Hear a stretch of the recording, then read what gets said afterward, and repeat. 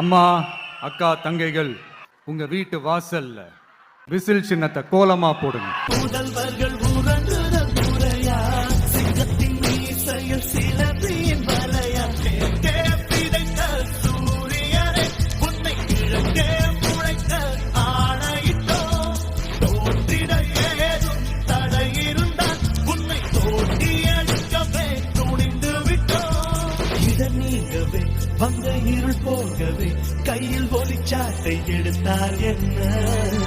விஸ்வரூபம் கொண்டு விண்ணை இடிப்போம் நண்பா, சில விண்மீன்கள் விழுந்தால் என்ன?